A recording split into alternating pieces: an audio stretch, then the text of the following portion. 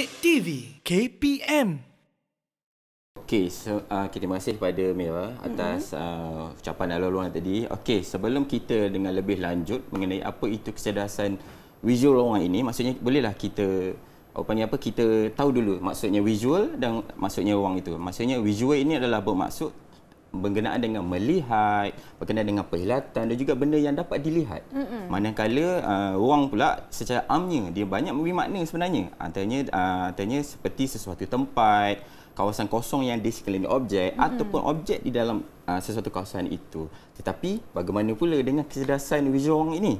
Okey, visual ruang ini di dalam IKP adalah dia merujuk kepada kebolehan berfikir secara gambaran, imej, bentuk ataupun juga corak lah, yang mana dia dapat menghasilkan sesuatu perkara yang ada unsur-unsur gambar, yang ada unsur imej, yang mana atau boleh diringkaskan semua benda yang boleh dilihat. Maksudnya benda yang boleh dilihat itulah berkaitan dengan visual ruang inilah.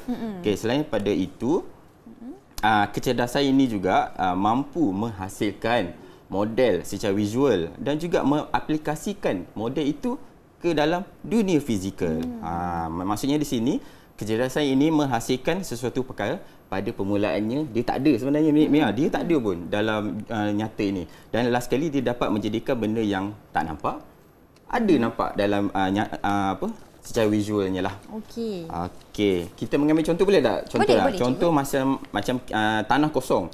Kebiasaannya seseorang itu akan melihat itu tempat tu macam kosong saja, tak ada apa-apa pun. Tetapi bagi yang ada maksud kecerdasan visual ini, visual ruang ini, dia melihat tanah kosong itu boleh dijadikan bangunan ataupun satu taman yang akan mencantikkan lagi. Itulah. Dia visualize lah benda tu, dia membayangkan. Dia boleh melihat satu kawasan itu nampak macam kosong. Dia boleh meletak sini letak apa, letak apa dan letak apa. Itu menjadikan, itulah kebolehan orang yang berfikir macam itulah. Okey, selain pada itu juga dia memperkatakan tentang penghakiman ruang juga dan juga keupayaan menggambarkan dengan mata minda. Okey, Mia faham tak apa itu menghakimkan ruang ini? Biasa kita dengar hakim ni hakim yang melelai kan. Okey, maksudnya orang ni dia boleh melihat sesuatu tempat itu, dia boleh contoh di dalam studio kita ini sendiri, dia boleh melihat okey kat sini sesuai letak apa, kat sini letak apa. Dia boleh melihat ada hubungan kait antara satu sama lain. Dan juga mata minda pula ini pula dia melihat dari segi apabila dia melihat sesuatu, dia boleh menggambarkan balik di dalam minda dia. So dia tengok, contoh dia tengok sesuatu tempat itu, dia boleh membayangkan di dalam minda dia. Contoh kalau kita tanya orang soalan macam ni, awak tahu tak tempat mana kat situ? Dia automatik aku fikir, kat itu kat mana? Dia maksudnya dia dah minda, dia dah terbayang dah visual kat situ. Itulah maksudnya mata minda jugalah. Okey. Baik cikgu, itu yang dimasukkan secara ringkas apa yang dimasukkan dengan visual ruang. Apa pula ciri-ciri individu yang memiliki kecerdasan dalam visual ruang ni cikgu?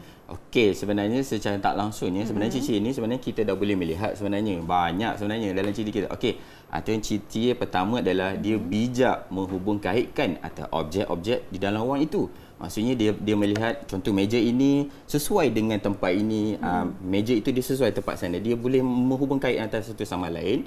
Dan seterusnya adalah dia suka menconteng, dia suka melukis. Ya, saya suka menconteng? Ya, melukis dan ataupun mencipta gambar 3D. Maksudnya sebagai contoh di sekolah saya ada pelajar yang dia suka melukis. Ni contoh yang saya contoh buat. Karyanya lah. Ya, cantik tak? Cantik. Ini adalah satu hasil karya daripada pelajar saya. Maksudnya kertas kosong pada permulaannya last kali dia dah penuh. Betul. Orang yang visual orang ni dia tak suka nampak yang kosong-kosong. Dia suka penuhkan semua. Dan seterusnya adalah ciri-ciri lain adalah imaginatif dan kreatif. Okey, maksudnya di sini saya ambil contoh macam orang ambil gambar lah ni. Mira, contohnya kalau kita ambil gambar macam saya ambil gambar, dia macam apa ni cikgu? Cikgu Azwar nampak macam biasa je, tapi apabila kita bagi orang yang ada ciri-ciri ini, gambar itu nampak macam lagi cantik. Mungkin kalau bahasa senang sekarang nampak kurus lah, nampak cantik, nampak tinggi lah. Sebab dia ada seni, dia boleh setting macam mana bentuk dia. Dan bagi ciri-ciri seterusnya, hampir semua kecerdasan dia punya sifat teliti dan fokus. Maksudnya semua benda apa-apa dia pakaian buat memang dia akan sangat teliti dan fokus. Dan seterusnya dia dapat mengesan dunia visual dengan tepat. Maksudnya di sini merujuk pada gambar dan filem. Maksudnya dia tengok gambar itu, dia boleh melihat gambar itu bentuk dia, walaupun dia tengok bukit, gambar bukit kan, dia dapat menggambar bukit dia macam ni. Kalau dia tengok gambar sungai, dia boleh sungai dia macam ni, mengalir dan macam ni. Malah juga dalam filem juga, kita tengok dalam filem macam robot kereta kan. Robot kereta. Kalau setengah orang yang biasa dia tengok macam biasa je. Tapi orang yang visual ni dia boleh bayangkan orang tu tengah bawa kereta. Macam itulah. Baik cikgu. Okey. Dan saya kira pastinya individu ini juga dia suka menyelesaikan puzzle Ya, ataupun saya. memain teka-teki. Betul. Selain pada itu, dia suka salah satu yang boleh tambahan lagi, dia suka buka dan pasang balik barang-barang. Dia macam puzzle lah.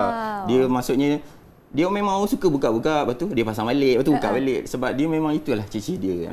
Kalau kita sedar tak sedar lah. Didik TV KPM